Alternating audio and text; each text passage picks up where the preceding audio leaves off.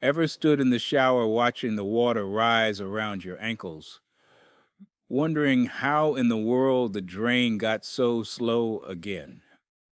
Or maybe you've been in the kitchen rinsing dishes and noticed the sink just sitting there, full of murky water that refuses to go down. It's one of the most frustrating things about owning a home, especially an older one. But here's the thing: you don't have to keep fighting clogs after they happen. In this video, I'm going to show you a simple monthly routine that keeps your drains flowing like new, using ingredients you probably already have under your kitchen sink.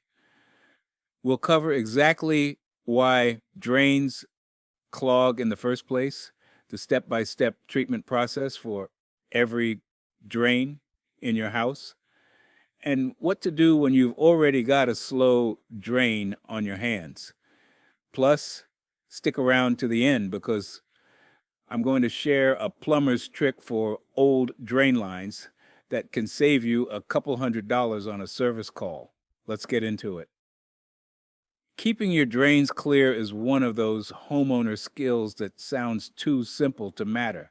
But trust me, it makes a huge difference, especially if you've got an older home with cast iron or galvanized pipes. Preventive maintenance isn't just nice to have, it's essential. The good news is this whole routine takes about 5 minutes per drain, once a month, and it's a lot easier than most people expect. So let's start by understanding what's actually happening inside your pipes and why they slow down in the first place. Here's something most people don't realize. A clogged drain almost never happens all at once. It's not like one day your pipe is perfectly clear and the next day it's completely blocked. What actually happens is a slow, gradual buildup on the inside walls of your pipes. And it happens over weeks and months until one day that opening is so narrow that water just can't get through fast enough. There are 4 main culprits behind this buildup, and chances are you're dealing with at least 2 of them right now. The first one is grease and fat. Every time you rinse a pan or wash a plate that had butter or oil on it, a thin layer of grease goes down your kitchen drain. It might seem like it washes away with hot water, but it doesn't. It cools down, sticks to the pipe walls, and hardens over time. Layer after layer, month after month, until that 2-inch drain pipe is effectively a 1-inch drain pipe. The second culprit is soap scum. This one surprises a lot of people. Traditional bar soap, the kind most of us grew up using, contains fats that combine with the minerals in your water and create a sticky residue. That residue clings to everything inside your pipes, especially in bathroom sinks and tub drains. Third is hair. This one's obvious, but what makes hair so problematic is that it doesn't just sit there by itself. It acts like a net, catching soap scum, skin cells, and other debris until you've got a tangled mass sitting right there in the drain line. And the fourth one, which is especially common in older homes, is mineral deposits. If you got hard water, and a lot of us do, those minerals slowly crystallize inside your pipes. On cast iron or galvanized lines, this buildup can get severe over the years because the rough interior surface gives those minerals something to grab onto. I've pulled galvanized pipes out of older homes where the buildup was so thick the opening was barely the size of a pencil. Now that you understand what's happening inside your pipes, let's talk about what you'll need for this monthly treatment. The good news is the supply list is short and cheap. You'll need a box of plain baking soda, not baking powder, just regular baking soda. You'll need white distilled vinegar, the basic kind you can get for a couple of dollars at any grocery store. You'll need a way to boil water, either a kettle or a pot on the stove. And you'll want a rag or a rubber drain cover, something to plug the drain opening temporarily. That's it for the basic treatment. Now, I also want to mention enzymatic drain cleaners, because we'll talk about those later as a deeper maintenance option. But for your core monthly routine, baking soda, vinegar, and boiling water are all you need. Here's what I want you to avoid, and this is really important, especially if you've got an older home. Do not use chemical drain cleaners. I'm talking about the heavy-duty liquid products you see at the hardware store that promise to dissolve clogs on contact. Those products contain sodium hydroxide or sulfuric acid, and while they might clear a clog in the short term, they are brutal on your pipes. On older cast iron, those chemicals accelerate corrosion. On PVC, the heat generated by the chemical reaction can actually soften and warp the pipe. I've seen it happen. On galvanized steel, they eat through the zinc coating and speed up rust. You're trading a $5 quick fix now for a $500 pipe replacement later. It's just not worth it. Before you pour anything down the drain, the first thing you want to do is clear the drain opening by hand. I know it's not glamorous, but this step matters more than people think. If you've got a pop-up stopper in your bathroom sink, grab it by the top and lift it straight up. Most pop-up stoppers either lift right out or require a slight twist to release. Once it's out, you'll probably see a lovely collection of hair, soap scum, and general gunk wrapped around the bottom of that stopper. Clean all of that off. I keep an old toothbrush under the sink just for this job. It works perfectly for scrubbing the buildup off the stopper mechanism. For tub drains, you'll usually have either a screw-in strainer or a drop-in stopper. If it's a strainer with a screw in the center, back that screw out with a standard screwdriver and lift the strainer out. Use a pair of needle nose pliers or even a bent wire hanger to fish out any hair that's sitting just below the drain opening. You'd be amazed at what comes out of there. I've pulled out clumps of hair the size of a small mouse, and I'm not exaggerating. For kitchen sinks, remove the strainer basket and clean it out. Wipe down the inside of the drain opening with a paper towel to remove any greasy film. The reason this physical step is so important is that no liquid treatment, no matter how good it is, can dissolve a thick mat of hair sitting right at the drain opening. You've got to remove that barrier first so the treatment can actually get down into the pipe where the buildup lives. By the way, if you're finding this advice helpful, you should know it's just a small sample of what I've put into my new book, 100 Old House Fixes That Save You Thousands. It's packed with practical old house fixes that can help you avoid expensive repair bills. To grab your copy, you can scan the QR code on the screen right now, or just use the first link in the description below. All right, let's continue. Now we're at the heart of the whole routine, the monthly baking soda and vinegar treatment. This is simple, but I want to walk you through it exactly so you get the best results. Start by making sure the drain is completely dry. If there's standing water in the sink or tub, let it drain out first, or scoop it out with a cup. You want the baking soda to make direct contact with the pipe walls, not dissolve in a pool of water sitting in the basin. Take 1/2 cup of baking soda and pour it directly into the drain. Don't be shy about it. Tap the measuring cup on the edge of the drain to help it all fall in. Now, Let that baking soda sit for about 5 minutes. What's happening during those 5 minutes is the dry baking soda is settling down along the walls of the pipe, making contact with the buildup that's clinging there. Next, take 1 cup of white vinegar and warm it up slightly. You don't need to boil it, just warm it in the microwave for about 30 seconds, or heat it gently on the stove. Warming the vinegar makes the reaction a little more effective. Now, pour that vinegar slowly down the drain. You'll immediately hear fizzing and bubbling, and that's exactly what you want.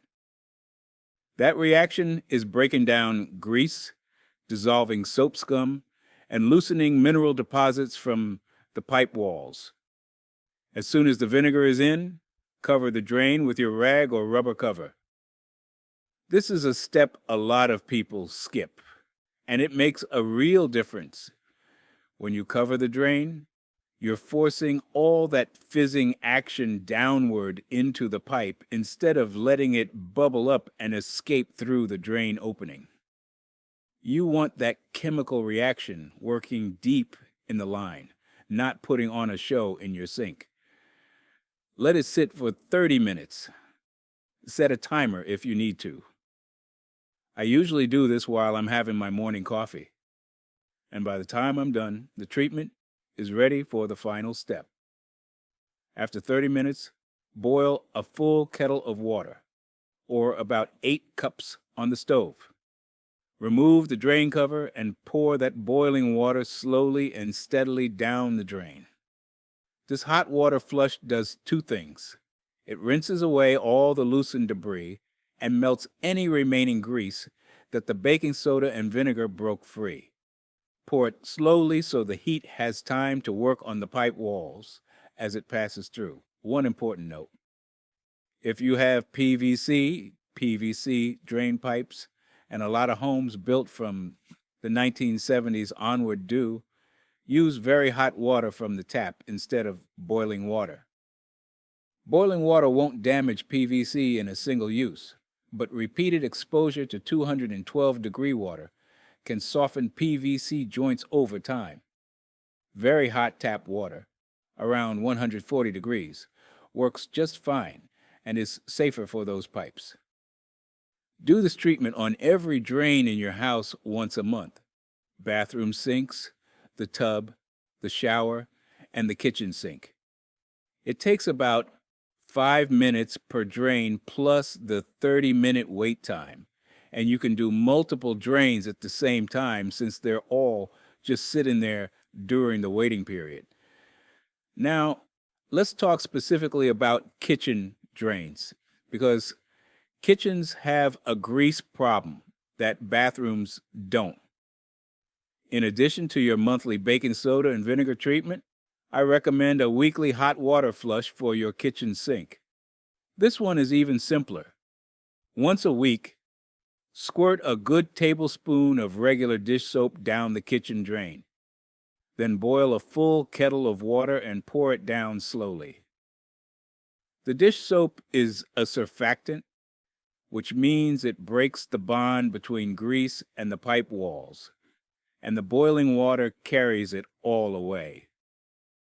I started doing this about 10 years ago after I cleared a kitchen drain that was so packed with grease it looked like the inside of a candle. Since then, I do this every Sunday night after dinner, and I haven't had a single kitchen drain issue. It takes about 3 minutes and costs practically nothing. If your kitchen has a garbage disposal, run the disposal with cold water for about 15 seconds before you do the hot water flush. Cold water actually firms up any grease in the disposal chamber, so the blades can chop it up and send it down the line. Then follow with your hot water and soap flush. It's a 1-2 punch that keeps that disposal drain line spotless. Now, for homes that need a little extra help, especially older homes with decades of buildup in the pipes, I want to tell you about enzymatic drain cleaners. These are completely different from the chemical drain cleaners I warned you about earlier. Enzymatic cleaners use natural bacteria and enzymes that literally eat organic material inside your pipes. They're safe for every type of pipe, including cast iron, galvanized, copper, PVC, PVC, and IBS. The way they work is you pour the recommended amount down the drain, usually about 2 tablespoons, right before bed. The enzymes need time to work without being washed away, so overnight, while nobody's using the water, is ideal. By morning, those enzymes have been feeding on grease, hair, soap scum, and organic buildup for 6 to 8 hours. Then you just run your water normally and everything flushes away. I like to use an enzymatic cleaner once a month on a different week than my baking soda treatment. So my schedule looks like this. First week of the month, baking soda and vinegar treatment on all drains. Third week of the month, enzymatic cleaner on all drains. That gives me 2 deep treatments per month, spaced 2 weeks apart, and my drains stay absolutely clear. A couple of brands I've had good luck with are BioClean and Green Gobbler enzymatic formula. Both are widely available and reasonably priced. A single container usually lasts several months. Setting up a routine is the key to making all of this actually work. The best treatment in the world doesn't help if you only do it once and forget about it. What I recommend is picking a specific day each month. Maybe it's the first Saturday, or whatever day works for your schedule. Write it on your calendar, set a phone reminder, whatever helps you remember. Here's the rotation I use and recommend. Every week, do the hot water and dish soap flush on your kitchen sink. Once a month, on the first week, do the full baking soda and vinegar treatment on every drain in the house. Once a month, on the third week, use an enzymatic cleaner on every drain. That's it. The weekly kitchen flush takes 3 minutes. The monthly treatments take about 5 minutes of hands-on time each. For less than 30 minutes a month total, you're keeping every drain in your house flowing perfectly. Let's talk about some common problems you might run into and how to solve them. First, if your drain is still slow after doing the baking soda and vinegar treatment, it usually means the buildup is too thick for a single treatment to clear. Don't worry. Just repeat the treatment every 3 days for 2 weeks. Each time, you'll dissolve a little more.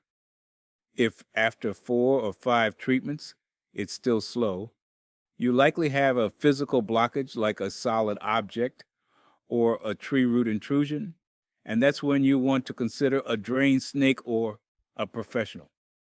Second, if you notice a foul smell coming from a drain even after treatment, the problem is usually a dry P-trap.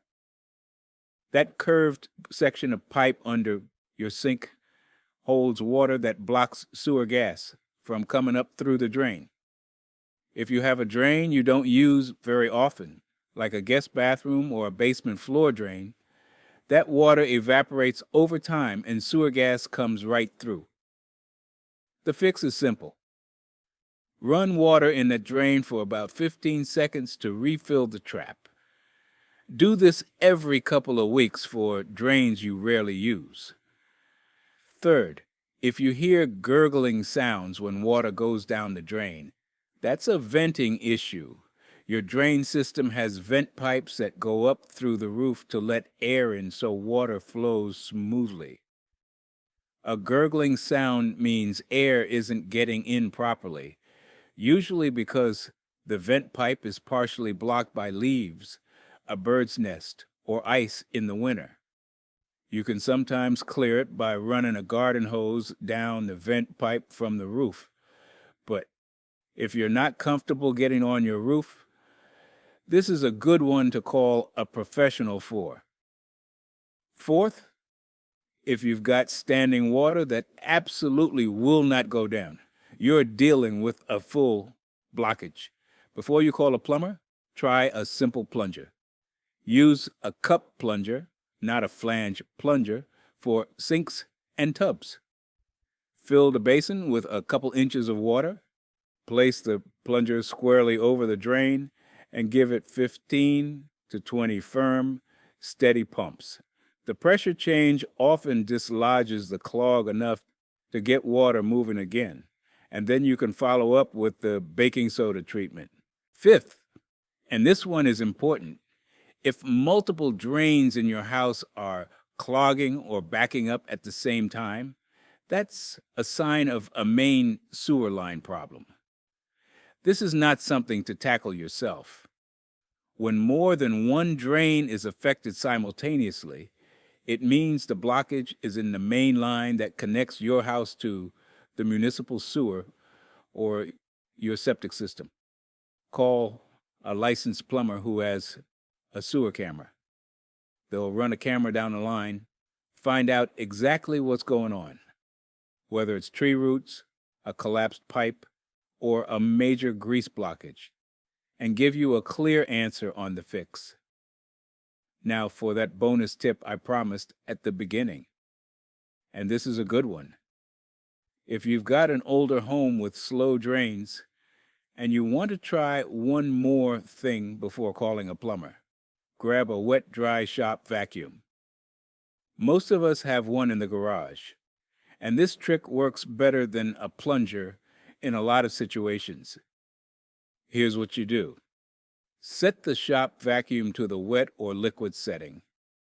Remove the dry filter and make sure the wet filter is in place, or no filter at all if your model allows wet pickup without one. Now, create the tightest seal you can between the vacuum hose and the drain opening. You can wrap an old towel around the hose nozzle and press it firmly into the drain. Turn the vacuum on to maximum suction. What you're doing is pulling the clog back towards you instead of pushing it deeper into the pipe, which is what a plunger does. I've used this trick dozens of times over the years, and it's remarkable how effective it is.